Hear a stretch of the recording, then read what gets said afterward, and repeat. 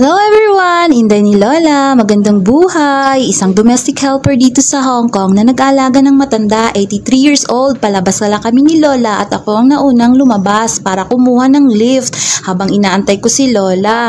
At ayan, dito na kami, nakarating na kami dahil pupunta kami dito sa baba sa clubhouse. Nasa building lang namin, may clubhouse kasi yung building nila Lola.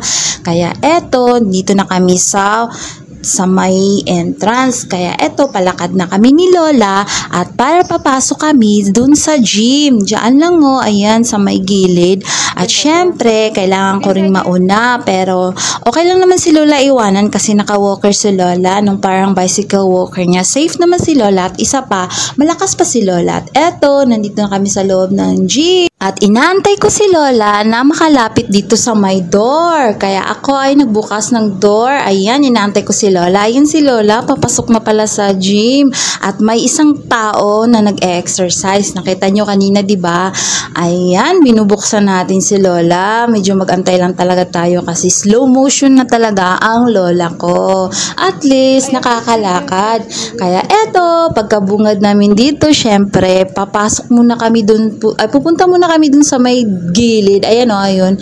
Yun. Kasi magpatimbang muna si Lola. Ayan. Hahawakan ko na si Lola. I-assist ko na si Lola. Naaapak dyan sa timbangan. Ayan. Nagtimbang na nga si Lola. Napaka-okay nagtimbang ni Lola. Nakuha niya talaga yung gusto niyang kilo. Kasi on diet talaga si Lola. Ayun nung tumaba. Kaya eto, na-reach na yung 60 kilos. Samantalang yung inday niya is 64. Kaya eto, nauna naman na ako naglakad. Kasi kailangan kong linisan yung bicycle na gagamitin ni Lola.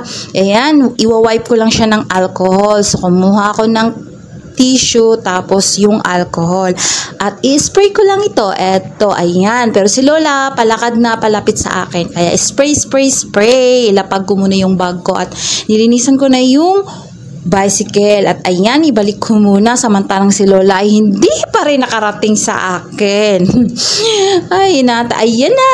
Nakaupo na si Lola. At ako'y aakyat na sa taas kasi magluto ako ng lunch niya. Iiwanan ko lang siya dito kasi okay lang naman iwanan si Lola. Safe naman siya. Yun lang. Bye! Thank you for watching!